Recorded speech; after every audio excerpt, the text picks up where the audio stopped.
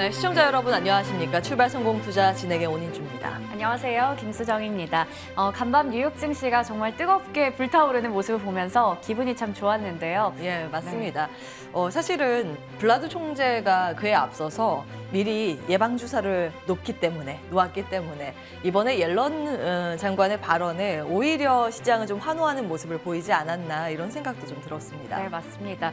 그리고 날씨가 정말 급격하게 추워진 요즘인데요. 정말 송도 꽁꽁 어는 것 같고 그런 상황에서 시장은 이렇게 뜨겁게 올라주면서 오늘 국내 시장 어떨지도 기대가 되는데요. 예, 따뜻한 마음으로 하나하나 정리해 보도록 하겠습니다. 오늘은 당연히 파월 의장이 어떤 발언을 했는지 정리를 해봐야겠죠. 네. 오늘 거기에 중점을 맞춰서 이야기를 풀어가겠습니다. 네, 저는 이어서 인적 분할 이슈가 최근에 또 많이 불거지고 있죠. 어제 이수화학도 개별 종목으로 등락을 보이기도 했었고 관련해서 브리핑 준비해봤습니다. 예, 자 그럼 본론으로 들어가 보겠습니다. 미증시의 분위기 먼저 체크를 해보실까요? 다음 화면 보도록 하겠습니다. 자, 이제 3대 지수가 일제히 상승 마감에 성공을 했습니다. 상승의 폭도 꽤 컸죠. 특히 나스닥 지수는 4.4% 상승. 분노의 질주를 하는 듯한 모습을 보여줬습니다. 파월 의장이 입을 떼자마자 시장은 수직 상승하는 모습을 보여줬습니다. 하나하나 좀 보실 텐데요. 국채금리와 달러가 하락하면서 그로 인해서 가장 압박을 받았었던 낙폭과대 빅테크의 상승이 두드러졌습니다. 그러면서 나스닥 지수가 3대 지수 가운데 가장 큰 폭의 상승세를 시현했다고 이해하시면 되겠습니다. 저는 에피타이저와 메인 디시의 하모니 이렇게 제목을 달아봤는데요. 에피타이저 그리고 메인 디시 이렇게 보시면 되겠습니다. 음식을 저도 참 많이 좋아합니다. 보통은 이 전체 요리로 전문 용어로 식도를 연다라고 표현을 하죠. 딱 그렇게 우리가 받아들일 수 있는 길을 이 지표들이 잘 열어줬습니다. 11월 ADP 민간 고용이 컨센서스를 하회했습니다. 구인 건수 마찬가지로 뚜렷한 둔화세가 나타났는데요. 작년 1월 이후에 최저치가 나타났습니다. 자, 결국 이 고용은 둔화되는데 이 경제는 잘 버텨준다는 이 조합이 좋게 나왔습니다. 3분기 미국의 GDP 잠정치 2.9% 플러스가 나왔습니다. 미국에서는 GDP를 세 차례에 걸쳐서 발표를 하죠. 속보치, 잠정치, 확정치. 이번에 두 번째 수치인데요. 그전에 발표됐었던 속보치보다도 그리고 예상보다도 더 긍정적인 수치가 나왔습니다. 이렇게 되면 경제는 잘 버텨주는데 고용을 봤을 때 금리 인상 조금 둔화되는 건 아닌가라는 기대감이 일부 실려 있었는데요. 여기에 파월 의장의 브루킹스 연설이 시장에 그 힘을 더 불어 넣어줬습니다. 어떤 이야기가 나왔을까요? 하나하나 좀 정리를 해보겠습니다. 금리 인하는 너무 빨리 안 한다. 그렇지만 긴축 과잉은 나는 원치 않는다. 한마디로 요약하면 이 부분이 가장 크게 주목을 받았습니다. 12월 회의에서 이르면 금리 인상 속도가 둔화될 것이라고 이야기를 했는데 시장에서 해석하기로는 그러면 주가 바닥이라는 신호를 준 것이구나라고 해석이 많이 됐습니다. 그러나 내년에도 금리는 계속 조금씩 올리긴 해야 한다라는 발언이 나왔습니다. 시장 바닥은 다졌지만 V자 반등은 좀 어렵지 않을까 이렇게 시장은 바라봤고요. 금리 인상 통해서 경제 붕괴 원치 않는다 이런 발언도 했습니다. 그렇다고 주가 급락 원하는 건 아니다. 여기에 가장 크게 환호를 했죠. 결국에 나는 폴 볼커가 아니다라는 것을 이야기를 해주고 싶었는지도 모르겠습니다. 과거에 금리 인상을 강하게 했다가 시장이 어느 정도 마찰을 빚어지는 모습을 보이자 스탑앤고가 반복되는 현상이 나타났었죠. 그걸 되풀이하지 않겠다라는 발언으로 볼 수 있겠습니다. 결국 사실 이런 발언을 한 내용은 지나친 긴축으로 완화의 반복이 없을 것이다를 의미를 하고 싶었겠지만 시장은 더 나아가서 지나치게 금리 올리고 싶지 않아라는 부분에만 좀 주목을 했습니다. 결국 시장 기강 잡기는 없었다는 부분에 시장은 좀 환호하는 모습이었죠. 근데 조금 더 냉정하게 보겠습니다. 딱 약 한 달 전쯤에 FOMC 회의 후에 기자회견 때 했던 발언들 다시 보시면요. 세 가지의 금리에 관한 핵심 포인트가 있었습니다. 얼마나 금리 빠르게 오를까? 여기에 대해서는 속도, 늦춰질 것이라는 힌트를 줬었죠. 12월부터 속도 조절 시사 이미 이때 나왔습니다. 여기까지 이 발언이 나왔을 때 그 당시에 미증시는 이렇게 급등하는 모습을 보이기도 했습니다. 그런데 문제는 그 다음 발언들이 시장을 끌고 내려가는 모습이었죠. 얼마나 높을까에 대한 부분, 최종금리 고점은 9월의 점도표 그보다는 더 높을 것이라는 발언을 했습니다. 그럼 고점은 예상보다 더 높고 기간을 봤을 때 얼마나 길까, 더 긴다 이런 부분을 이야기를 하면서 시장 충격을 받으며 당시에 나스닥 지수가 3% 넘는 약세로 마무리가 되기도 했습니다. 자, 일단은요. 파월 의장의 발언에 추가되는 내용이 나오기까지는 기간은 좀 남아 있습니다. 시장은 조금 더 면밀히 들여다보시면서 해석에 대한 부분도 따져보셔야겠는데요. 일단은 그래도 편히 볼 수 있는 기간이 있다라는 부분에 시장은 좀 더 주목을 한 게 아닌가 싶습니다. 근데 선진 시장보다는 신흥 시장에 대한 기대감이 조금 더 커지고 있는 최근 분위기입니다. 한번 보실까요? 11월 월간 기준 상승률 보시면 아시아 태평양 지수가 나와 있습니다. 이번에 14% 상승으로 마무리가 됐습니다. 이것은 1998년 이후의 최대 상승률입니다. 월간 기준으로 봤을 때요. 24년 만에 최대폭의 상승세가 나왔는데요. 그에 대한 이유, 블룸버그 통신에선 세 가지로 분석하고 있습니다. 중국 쪽 방역 완화 기대감 가져볼 수 있고 중국, 대만의 갈등 완화되지 않을까라는 기대감, 그리고 연준의 속도 조절 가능성입니다. 자, 골드만삭스에서는 한국과 중국이 내년에 증시 좋을 거라고 했습니다. 이 다른 국가에 비해서 매력도가 이 두 국가 높다라는 평가를 내기도 했고요. 조금 전에 블룸버그 통신에서는 2023년 중순이 되면 중국은 완전한 리오프닝을 할 것이라는 전망을 내놓기도 했습니다. 사실 이런 흐름은 최근 들어서 조금씩 변화하는 시각에서 읽어볼 수는 있습니다. 11월 30일 당잠사 화면 내용에 몇 가지 어제 추가된 부분을 기입을 해봤는데요. 코로나 봉쇄 반대 시위 이후에 이 지역별로 방역 체제 변화가 중국 내에서 일어나고 있습니다. 베이징과 쓰촨, 청두, 광저우를 중심으로 이 변화의 흐름이 감지됐었는데요. 어제는 추가적으로 광저우에서 지하철 운영 재개 발표가 됐습니다. 그리고 충화 지역의 PC방이나 영화관도 영업 재개가 났다라는 소식이 어제 전해졌고요. 이 광저우의 레스토랑 비중이 높은 이 관련 그룹주들의 급등세가 어제 중화권 증시 내에서 눈에 띄었습니다. 그리고 정저우 같은 경우에는 어제 또 추가된 부분인데 전면 봉쇄가 전격 해제됐다라는 소식입니다. 이곳은 잘 아시겠지만 아이폰 제조의 메카이지 않습니까? 그래서 이 소식에 힘입어서 간밤에 애플 드디어 큰 폭의 반등 시연을 했습니다. 4.5% 올랐고요. 그 밖에 미국 내에서 상장돼 있는 중국 ADR 기업들 급등을 했습니다. 대표적인 종목이 바이두나 알리바바 등이 될 텐데 특히 눈에 띄는 상승률은 전기차 신흥시장 관련 기업에서 나왔다라는 점입니다. 이 3대장이죠. 샤오펑이나 니오, 리오토 같은 이 종목들이 두 자릿수 상승률을 기입했다라는 게 눈에 띄었습니다. 이런 흐름이 한 이틀 전부터 조금씩 나오기는 했었죠. 29일 당잠사 화면인데 현지 시간 28일 종가 기준으로 뉴욕 증시도 마쳤고 국내 증시, 중국 증시, 아시아권 전체적으로 지수는 하락했습니다. 그런데 그 안에 보면 종목별로 좀 미세한 변화가 있다라는 부분을 정리해드린 바 있습니다.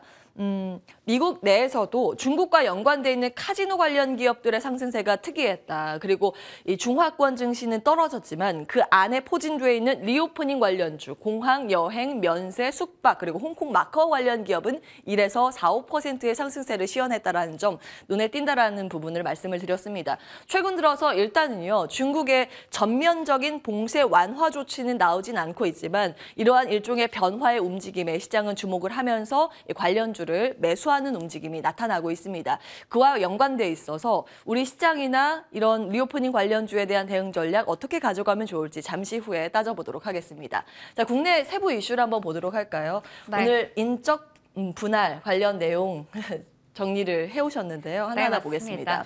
인적 분할 관련해서는 지난 24일에도 제가 브리핑 한번 했었습니다. OCI 관련한 이야기를 하면서였는데요. 다시 한번 인적 분할, 물적 분할에 대해서 표 한번 보겠습니다. 인적 분할은 크게 수평적 분할, 물적 분할은 수직적 분할이라고 얘기 드렸고요. 인적 분할 같은 경우에는 신설법인의 주식 소유권이 기존 회사 주주에게도 있다라는 부분에서 개인 주주들이 그래도 선호하는 방식이다라는 부분을 얘기 드린 적이 있었습니다. 하지만 어제 이수화학의 인적 분할 소식이 나오고 나서 이 종목이 개파락으로 출발하면서 장 초반에 정말 10%대 급락이 나왔었거든요. 물론 낙폭을 좀 줄여가면서 4% 정도 빠지면서 마감을 짓긴 했지만 인적 분할이 도대체 왜 이렇게 주가를 끌어내렸을까에 대해서 의문이 생기긴 했습니다.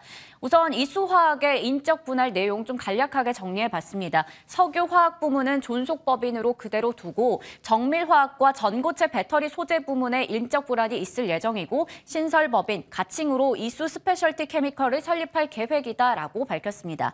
내년 3월에 정기주주총회 거쳐서 5월 1일에 최종 확정하겠고요. 신설법인의 상장일은 5월 말이 될 것으로 보이는데요. 어제 주가가 좀 빠지긴 했지만 삼성증권에서는 인적 분할에 대해서는 긍정적인 이야기를 제시했습니다. 이렇게 그동안에 제대로 평가받기가 좀 어려웠었던 숨겨져 있던 기업 가치가 다시 한번 평가받을 수 있는, 부각될 수 있는 기회가 될 수 있다라는 이야기가 나왔습니다. 하지만 주가는 전혀 다른 흐름을 나타냈죠. 인적 분할 이슈가 정말 이 하반기 들어서 많이 나오고 있는데요. 올 하반기에 이상하게 이 상장사들 사이에서 인적 분할 바람이 불고 있는 것 같습니다. 아무래도 과거에 LG화학, LG에너지솔루션 때 물적 분할 이슈가 있었고 DB하이텍이라던가 풍산도 물적 분할을 결정했다가 철회하기도 하는 등 물적 분할에 대한 부담, 이런 부분이 많았기 때문에 기업들이 좀 인적 분할을 선택하고 있는 게 아닌가라는 생각이 드는데요. 이수화학도 그랬고요. 대한제강, OCI, 현대백화점, 현대그린푸드, 코오롱 글로벌까지 대부분의 기업들이 지금 인적 분할을 하반기 들어서 발표를 했습니다. 최초 공시일들 이렇게 보시면 7월부터 9월, 11월까지 되어 있고요. 분할 기일은 다 내년에 4월, 5월 정도로 지금 예정이 되어 있는 상황입니다. 인적 분할, 그들의 공통 분모를 한번 좀 찾아봤습니다. 왜 인적 분할을 하는지요? 지주사 전환이라는 목표가 컸던 것 같은데요. OCI도 그렇고 대한제강, 현대백화점, 현대그린푸드까지 모두 다 지주사 전환을 목표로 하고 있었습니다. 그런데 이수화학 같은 경우에는 이미 지주사로 전환이 되어 있기 때문에 이 부분에서는 또 따로 생각할 수가 있겠고요. 코오롱 글로벌도 지주사 전환 이야기는 나오지 않았습니다. 그런데 지주사 전환을 목표로 한다는 것은 하나의 우려가 있습니다. 대주주가 이 분할 회사의 주식을 매도하고 지주사의 지분을 늘릴 것으로 전망되기 때문에 이 부분에서 주가가 하락한다라는 건데요. 관련해서 이야기를 좀 더 이어가 보도록 하겠습니다. 인적 분할은 앞서 얘기 드렸듯이 그나마 분할 중에서는 개인 주주들이 좀 선호하는 방식이다라는 얘기를 드렸고 우리가 알고 있기로는 통상적으로 호재라고 인식을 하고 있습니다. 바로 숨겨진 성장 사업이 부각된다라는 측면에서는 주가 상승의 동력이 될 수 있다라는 건데요. 예를 하나 들어보면 두산이 2019년에 두산 퓨얼셀과 두산 솔루스, 현재 솔루스 첨단 소재 이렇게 인적 분할을 해서 상장을 했을 때 상장 후의 주가는 각각 최대 16배, 21배 정도 급등이 나왔었습니다. 하지만 이게 완전히 호재로 받아들일 수 없는 이유가 있는데요. 바로 분할의 목적과 비율 그리고 업황에 따라서 부정적인 영향이 나올 수 있기 때문입니다. 예를 들어서 인적 분할을 하면서 오너 일가의 경영권이 더 강화된다라던가 소액 주주에게는 좀 불리한 분할 비율이 적용이 된다던가 혹은 신설회사의 성장성이나 업황이 좋지 못한 상황일 때는 인적 분할을 하더라도 호재로 인식되는 게 아니라 오히려 주가가 빠질 수 있다는 겁니다. 어제 봤던 경우들, 앞서 봤던 경우들이 되겠죠. 그리고 사실 지금 시장에서는 분할, 이 쪼개기에 대한 단순한 공포증도 크다 라는 분석이 나오고 있는데요. 기업 가치라기보다는 분할이라는 단어가 주는 거부감이 있어서 이게 악재로 작용하고 있다라는 부분이 있겠고 대주주의 지배력 강화를 위한 분할이 아닌가라는 지적도 나오고 있는 상황입니다. 그리고 주가 급락에 또 다른 배경이 숨겨져 있을 수도 있다라는 부분, 지금 시장 상황이 좋지 못하다는 부분이 되겠죠. 그래서 앞서 분할을 밝혔던 이 종목들 보시면요. 분할 공시하고 나서 다음 날 다들 주가가 안 좋았습니다. 이수화학도 어제 빠졌고 대한제강, OCI SDI는 분할을 공시하고 나서 3거래일 내내 빠지는 모습이었고요. 현대백화점이나 현대그린푸드 같은 종목들도 이전만큼의 주가 회복이 아직까지도 나오고 있지 않은 상황입니다. 그나마 코오롱 글로벌 같은 경우에는 오히려 주가가 많이 올랐어요. 하지만 이 부분은 인적 분할 이슈를 따로 떼놓고 생각해야 하는 부분, 바로 네옴시티의 호재가 있었기 때문이라고 풀이가 되고 있습니다. 이렇게 인적 분할과 관련해서 이야기를 좀 나눠보면서 앞서 체크하지 않았던 한 종목이 있어서 가지고 나왔습니다. 유니드인데요. 화학 사업만 남기고 유니드는 주가가 10%가 넘게 껑충 뛰었습니다. 하지만 같이 이제 신규 법인으로 재상장을 했던 유니드 BT+ 같은 경우에는 급락이 나왔는데요. 유니드는 올해 들어서 전쟁 이후에 대표적으로 수혜를 얻었던 업체 중에 하나입니다. 하지만 보드 사업부를 인적 분할해서 신설 회사로 설립했던 유니드 BT+ 같은 경우에는 이렇게 11월 28일에 재상장하고 나서 주가가 뚝뚝 떨어지고 있고 유니드와는 정반대의 모습을 나타내고 있습니다. 이렇게 인적 분할에 대해서 좀 자세하게 내용을 보면서 인적 분할이 가지고 있는 허와 실에 대해서 좀 짚어봤는데요. 그렇다면 보유자분들은 어떻게 대응을 하면 좋을지 자세하게 이야기 나눠보겠습니다. 그리고 이어서 MSCI 리밸런싱 관련해서 오늘 코멘트 한번 들어볼 건데요. 앞서 10월 19일에도 브리핑을 한번 전해드렸었던 적이 있었는데 바로 어제 종목 변경이 됐었죠. 이렇게 편입과 편출의 종목에 따라서 주가 등락이 좀 오가는 상황인데요. 바로 글로벌 펀드의 패시브 자금 유출입 효과가 반영이 되기 때문입니다. 어제 정규장에서 코스피 시장에서 개인과 기관이 각각 매도 물량을 던지는 가운데 외국인들은 9천억 원이 넘게 사들이면서 증시를 견인했습니다. 편입 종목은 한 종목입니다. 현대미포조선 어제 2% 가까이 오르면서 마감했고요. 편출 종목은 이렇게 총 10종목으로 나왔습니다. 우선은 어제 편출된 종목들은 모두 다 하락으로 마감을 지었는데 메리츠 금융지주 같은 경우에는 앞서 인적 분할을 했던 다른 회사들과는 다르게 반대로 자회사 편입 이슈 속에서 최근에 계속해서 강세 이어가고 있습니다. 관련해서 코멘트 여쭤보도록 하겠고요. 이어서 가나 안 가나 준비해봤습니다. 반도체 포토 마스크 공급난이 계속해서 심화되고 있고 내년까지도 이러한 문제 이어질 것이라는 전망, 우려가 나오고 있는데요. 가격이 최대 25%까지 급등하고 납기도 지연될 것이라는 걱정이 나오고 있는 상황에서 워낙에 민영 앵커가 많이 여러 차례 다뤄졌던 EUV 쪽 한 번 더 짚어보려고 합니다. EUV 소부장 업체 쪽이 아무래도 포토 마스크의 핵심 원료이기 때문에 좀 주목을 받는데 사실 어제 장에서는 시세가 뭐 그렇게 나오진 않았거든요. 절반은 또 오르고 절반은 빠지는 모습이 나왔는데 관련해서도 종목에 대한 이야기 풀어보도록 하겠고요. 마지막으로 가나 안 가나 시간외 거래에서 나온 이슈 하나 체크하겠습니다. 미래나노텍은 어제 제가 리튬 관련된 종목에 대해서 브리핑할 때도 잠깐 나왔던 종목인데 그보다도 어제 개별적인 악재가 있었습니다. 2차 전지 음극재 소재 전문 기업인 한국메탈실리콘의 인수 계약을 철회하겠다라고 밝히면서 시간의 거래에서 하한가로 마감을 지었거든요. 이 종목에 대해서도 개별적으로 이야기 풀어보도록 하겠습니다. 네. 최근 들어서 워낙 이제 전체 거래 대금이 쪼그라든 상황에서 이 한정된 자금으로 시장이 활발히 돌아가야 하기 때문에 종목 장세가 활발하지 않습니까? 그래서 굉장히 다양한 이슈들을 볼 수밖에 없습니다. 쭉 정리해 주셨는데 하나하나 내용들 담아가면서 풀이해 보도록 하겠습니다. 자리 옮겨서 이슈 내용들 점검 받도록 하겠습니다.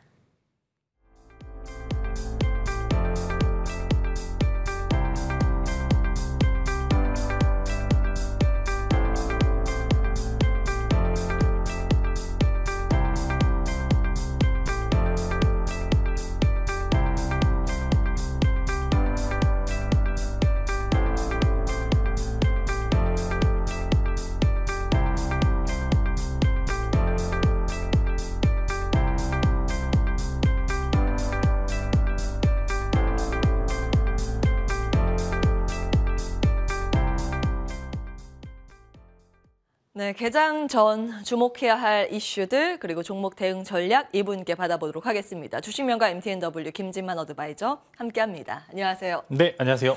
네, 잘 주무셨나요? 네, 3시에 잠깐 일어나서 봤는데 네. 빨갛네 그러고 다시 잤거든요. 네. 잘하셨네요. 예. 네.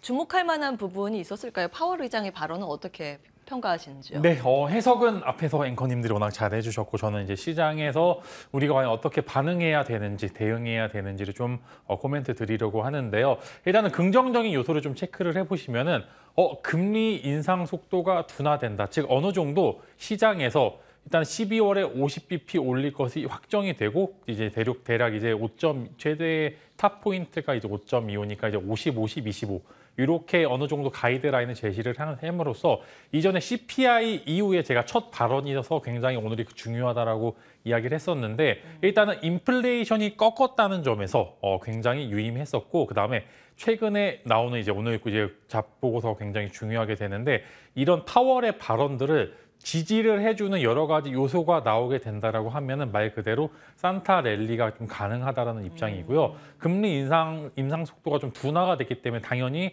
가장 많이 꺾였던 기술주 위주의 반등이 있었던 것 같습니다. 이제 한국장도 마찬가지로 기술주 위주의 반등이 좀 강할 것으로 예상이 되고요. 이제 어제 보시면은 뭐 2차 전지도 마찬가지겠지만 대체적으로 종가 정도의 많은 수급이 들어오게 됐는데 오히려 어제 들어온 수급이 부담이 되는 부분들이 있었었는데 오히려 좀 호재성으로 좀 작용이 될 것 같습니다. 그래서 사실 오늘 지수가 마찬가지로 1.5% 정도, 1% 정도 갭 상승으로 시작을 할 것 같은데 너무 과하지 않는다라고 하면 이 추세가 조금씩 이어질 것으로 예상이 되고요. 어제 그저께 어제 해서 굉장히 좀 어느 정도 상승을 만들 수 있을 만한 여러 가지 바닥 요소들을 많이 잡아놨기 때문에 시장을 긍정적으로 봐도 됩니다. 그러나 주의해야 될 점도 분명 존재를 하는데 만약에 네. 오늘 나올 이제 신규 실업 수당 수치가 또 생각보다 그렇게 시장 우호적으로 나오게 될 경우에 오히려 반대로 오늘 상승분에 모두 이제 만에 좀 이제 하락을 할 수 있는 부분들이 있기 때문에 예. 이제 오늘까지 해서 의심해볼 만한 그런 지표들은 좀 존재를 합니다. 그래서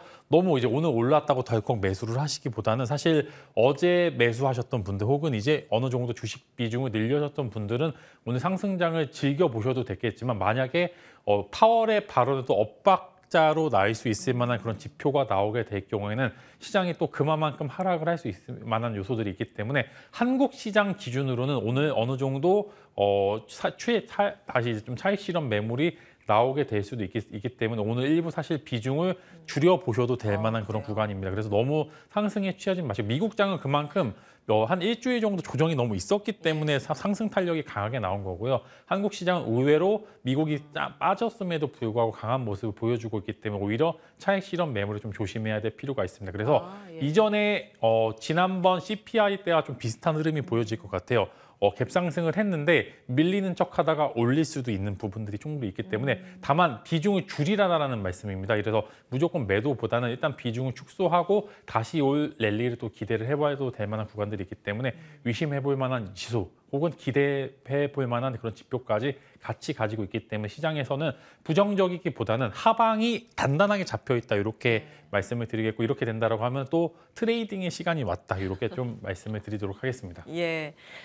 뭐 급락을 막은 정도의 평가를 해주신 거고, 자 그렇다면 시장에 대해서 연말 랠리 가능성에 대해서 어떻게 보시는지 오늘은 뭐 단기 차익 뭐 고민을 하자라고 의견 주셨지만 연말 내내 이제 따뜻하게 보낼 수 있을까라는 관점은 어떠세요? 네, 일단 12월에 이제 지표들이 좀 겹치죠. 이제 FOMC와 이제 CPI 지표가 얼추 한 두 번째 주에 많이 겹칩니다. 여기서 만약에 파월의 입에 좀 서포트 해줄 만한 그런 요소들이 나오게 될 경우에는 연말까지 좀 괜찮을 것 같고요. 그다음에 이제 이번 주가 지나면 또 이제 블랙아웃 기간입니다. 이제 연준 네. 인사들이 발언이 좀 없었기 때문에 이제 시장에 좀 불을 지를 만한 여러 이제 뭐 블라드 이제 총재라든지 총재, 예. 발언이 조금 이제 수그라들 수도 있기 때문에 시장에서 굉장히 긍정적 요소들은 많습니다. 그래서 제만 항상 빠질 수도 있겠구나. 왜냐하면은 경기 침체에 대한 우려도 분명히 존재를 합니다. 예. 실업 청구 건수가 늘어난다는 점, 인플레이션이 꺾었지만 분명히 이제 전체적으로 여러 기업들의 가이던스가 낮아지고 있다는 점은 분명히 경기 침체 구간에 들어선 것은 맞기 때문에 네, 조심은 하되 상승을 즐길 수 있을 만한 굉장히 좀 말이 좀 앞뒤가 안 맞으시긴 하겠지만 예. 충분히 재미있을 만한 시장은 이어질 것으로 생각이 되고 있습니다. 예, 한번 그럼 재미 볼 수 있는 그 종목들이 무엇인가를 고민해 보겠습니다. 긍정적인 요소들도 굉장히 많지만 한 가지 걱정되는 게 있어서 분할 이슈 먼저 보겠습니다. 요즘 분할만 튀어나오면 그 인적이 됐든 물적이 됐든 쇼크 반응을 보이는 분위기거든요. 이걸 어떻게 봐야 할까? 이 공포에 대해서 해석을 어떻게 하시는지 궁금합니다. 사실 이 인적 분할이 한 2021년도 이때 나왔으면은 굉장히 시장에서 우호적으로 맞아요. 볼 만한 요소가 많은데 지금은 사실상 시장에서 그렇게 호재로 받아들이지는 않는 것 같습니다. 오히려 물적 분할을 못하니까 이제 예를 들어 물적 분할은 떡 하나도 안 주는 건데 그쵸. 인적 분할은 다 뺏어가 놓고 이제 떡 하나 준다. 이렇게 저는 좀 표현을 하고 싶습니다. 그래서 시장의 반응은 냉담하다 이렇게 좀 말씀을 드리겠고요. 냉담한 예. 요소가 이제 뭐 사실 여러 가지 요소들이 있겠지만 지배력이 약한 기업들이 지배력 강화의 우선순위 혹은 재무제표를 이제 분할한 해소에 안 좋은 이제 부분들은 분할회사에 다 넣음으로써 예. 우호적이기보다는 시장에서 나만 이제 오히려 이쪽을 챙길 수밖에 없는 요소들이 얼마 없기 때문에 이 부분을 좀 채택을 하고 있다 좀 이렇게 예. 말씀드리고 예전에는 사실 굉장히 좋습니다. 왜냐하면 저도 인적 분할에 대해서는 좀 긍정적으로 좀 보고 있었던 요소가 이제 저평가된 요소들을 분할을 함으로써 어느 정도 이제 적정평가 구간까지 올릴 수 있을 만한 그런 구간들이 온 건 맞는데 지금은 시장에 돈이 메말랐기 때문에 예. 이런 부분들이 평가를 받지 못한다 이렇게 좀 말씀을 드리겠고요. 정말로 좀 타이밍이 좀 아쉽긴 합니다. 이제 이런 그러니까요. 수많은 물적 분할들을 1년 이제 안 하고 작년에 이제 인적 분할했으면 정말 주가가 좋았을 것으로 그러니까요. 생각이 되는데 좀 아쉽다 이렇게 말씀을 드리겠고 사실 대응 방법을 예. 물어보시는 분들이 많은데 이미 이수화, 하락을 뭐 이런 거. 많이 했습니다. 이미 하락을 많이 해서 지금 이제 당장 매도를 하시기에는 너무나 좀 하락폭이 크기 때문에 예. 투심 자체도 악화가 돼서 사실 이런 부분들 이제 뭐 단순히 안 좋습니다. 매도하십시오. 이런 이 발언보다는 일단은 시장에서 돌릴 수 있을 만한 즉 시장이 조금만 더 하방 경직이 나오게 된다면 분명히 기술적인 반등도 존재를 하고요.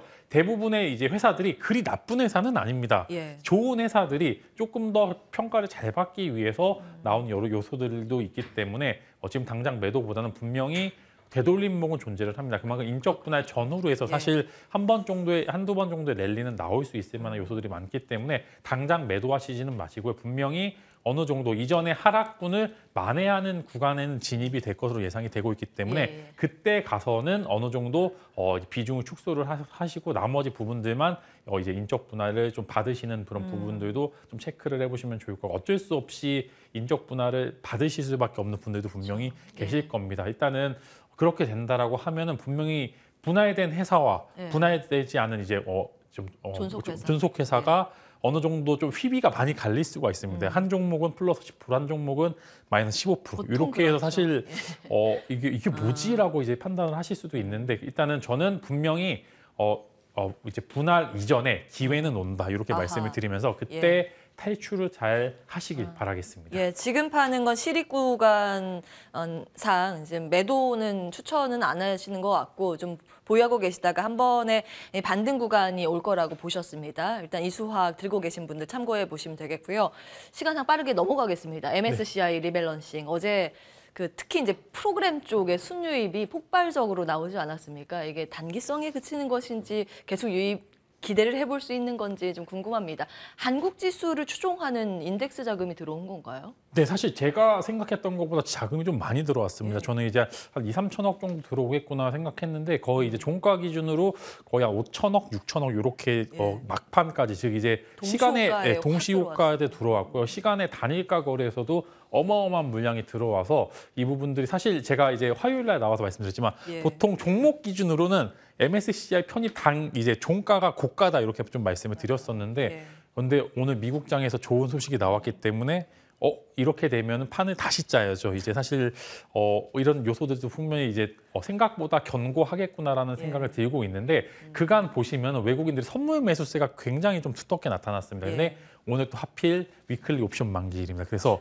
오늘 이제 오늘 사실 이제 주식시장에 참여하시는 분들은 개인이 사느냐 파느냐에 따라서 주가의 휘비가 어마어마하게 갈릴 수도 있습니다. 그래서 매동을 꼭 잘 보시게 된다라고 하면은 내가 장초에 개인이 사기 시작한다라고 하시면은 매도 포지션 잡으셔야 되는 거고요. 장초에 개인이 너무 올라서 이제 난 한번 팔아볼게 이런 포지션 잡게 된다라고 보시면은 랠리가 조금 더 나을 수도 있겠어요. 사실 저희는 개인이지만 개인이 개인의 등에 타기보다는 기관과 외국인들의 등에 타야지 조금 더 따뜻합니다. 그래서 이 부분들 오늘 시초부터 매동을 계속적으로 잘 체크를 하시게 된다면 이게 단발적인 이제 상승으로 끝날지 적어도 내일까지는 상승을 할지 여부가 체크가 되기 때문에 그 부분 꼭 참고하시길 바라겠습니다. 예. 거인의 어깨에 올라타는 전략. 예. 이제 메이저 주체의 수급이 어떻게 유입이 되는지 오늘 사실 정오 지나서가 정말 중요할 것 같습니다. 오후장에 수급 데이터 꼼꼼히 체크해 보시기 바라겠고요. 세 판 짜자 하셨습니다. 어떤 종목으로 이 세 판에서 우리가 따뜻함을 누릴 수 있는지 열어보겠습니다. 지만스픽 중고차. 예, 대기업들 내년 상반기에 중고차 시장 진출이라는 키워드를 잡아주셨는데 생각지 못한 키워드네요. 네. 어떤 포인트인가요? 이제 올해 3월에 이제 적합업종이 좀 이제 만기가 되면서 예. 다시 이제 재심사가 들어갔는데 부결이 됐습니다. 즉 이제 대기업들의 중고차 시장 진출을 허가한다라는 그런 이제 이슈라고 좀 보시면 좋을 것 같고요. 마찬가지로 내년 상반기 때 예. 이제 대기업들이 드디어 진출을 합니다. 뭐 여러 가지 요소들은 여러분들도 잘 알고 있고 시장에서 얼마만큼의 파급력을 미칠지는 사실 이제 어느 정도 좀 제한이 되어 있기 때문에 그 부분들 뭐 엄청나게 파급력이 있지 않을 가능성도 있겠지만 사실 지수 혹은 이제 여러 가지 종목들은 기대감을 가질 때가 가장 주가가 좋습니다. 그렇기 때문에 이제 연말까지 해서 어느 정도 이런 기대감을 가져갈 수 있을 만한 요소가 있기 때문에 중고차 관련주 혹은 렌탈 관련주 지금 굉장히 기술적인 부분들이 좀 좋은 구간들이 있기 때문에 한번 관심 가져보시면 좋을 것 같아서 이제 세 종목 가져와 봤고요. 네. 다들 뭐 아시겠지만 오토앤 K카 그다음에 롯데 렌탈 세 종목을 가져와 봤습니다. 일단은 네, 3대장이죠. 예. 그죠. 이제 오토에는 당연히 이제 현대차 쪽에서 이제 좀 어느 정도 지분도 가지고 있고 여러 가지 긍정적인 요소가 있기 때문에 사실 대기업 진출에 따른 가장 가볍고 그 다음에 이제 좀 그만큼 상승 탄력이 많이 나올 수 있을 만한 그런 구간은 이제 오토엔이라고 보시면 좋을 것 같고 예. 사실 K카는 오히려 수혜를 못 받을 수 있을 만한 오히려 이제 경쟁자들의 파이가 늘어난다라는 점에서 좀 부정적인 요소가 될 수도 있겠지만 이제 좀 시장에 긍정적인 영향을 끼친다라는 점에서 올라갈 수 있을 만한 요소 충분히 있고요. 롯데 렌탈은 마찬가지로 렌탈 쪽도 오히려 대기업들이 이제 렌탈 쪽도 굉장히 활발하게 진출을 한다. 이렇게 좀 기사로 좀 보시면 좋고 오히려 좋은 매물들을 이제 렌탈 회사 같은 경우는 더 빠르게 수급을 하게 되는 그런 이제 병목 현상을 좀 해결한다는 점에서 렌탈 쪽도 한번 관심을 가져보시면 좋을 것 같아서 위에서 아래 순으로 탄력성이 얼마만큼 나오는지 여부에서 좀까지 좀 나눠봤기 때문에 세 종목 한번 관심을 가져보시고 일단은 기술적인 부분들은 오토엔이나 K카가 가장 매력적이다 이렇게 코멘트 드리면서 충분히 공략 선제가도 가능하다 말씀을 드리겠습니다. 예. 중고차, 렌탈, 이 시장에 대해서 사실 경기가 안 좋을 때 더 부각을 받는다는 기사가 이번에 좀 올라왔더라고요. 그래서 어떤 기업이 괜찮을까 고민은 했는데 힌트를 굉장히 잘 주셨네요. 오토엔, K카, 롯데렌탈 기억해 보겠습니다. 종목 AS를 받아볼 텐데 사실 전 궁금한 부분이 좀 몇 개가 있긴 한데 그런가요? 시급한 네. 게 현대로템일 것 같아요. 네. 24일에 말씀을 주시고 그때부터 계속 이제 상승세가 추세적으로 만들어지는 모양새거든요. 7% 최고가 기준 수익률인데 단기간에 이 정도 올랐으니까 이제 앞으로의 추세 상단을 어디까지 잡아야 할까라는 고민이 좀 듭니다. 네, 이제 직전 고점이 얼마 안 남았습니다. 이제 직전 고점에 35,000원 정도로 제가 이제 기억이 좀 나는 것 같은데 이제 직전 고점이 오게 되면은 어느 정도 분할 매도 시기는 좀 잡으셔야 됩니다. 사실 다들 32,800원이네요. 얼마 안 남았네요. 네. 그래서 일단은 지금 예. 구간에서는 저는 이제 직전 고점 언저리 오면은 예. 비중을 절반 정도로 축소를 하시면 좋을 것 같고요. 나머지 구간만 이제 직전 고점을 돌파하는지 여부를 체크를 하신다라고 하면 우리에게는 시간이라는 무기도 있고요. 분할 매수와 분할 매도라는 좋은 무기를 잘 활용해 보신다라고 하면은 이제 만약에 돌파가 나온다 하더라도 예. 섭섭치 않게 이제 어느 정도 수익률이 나올 것 같고요. 만약에 돌파에 실패를 하신다라고 하더라도 어느 정도 적정 구간의 수익을 챙겼기 때문에 너무 속상하시지 마시고 더 가면은 더 간 부분만 이익을 챙기시면 좋을 거고 덜 가게 되면은 이미 챙긴 부분들이 존재를 하기 때문에 한 번 정도 꺾어서 갈 수 있을 만한 가능성이 있기 때문에 우리는 분할 매수와 분할 매도 습관화하시게 된다라고 하면 시장에 소외받으시지는 않을 것이라고 좀 생각이 됩니다. 예, 아유, 종목 궁금한 게 좀 있지만 시간상 오늘은 여기까지 점검 받도록 하겠습니다. 주식명가 MTNW 김진만 어드바이저 함께했습니다. 고맙습니다.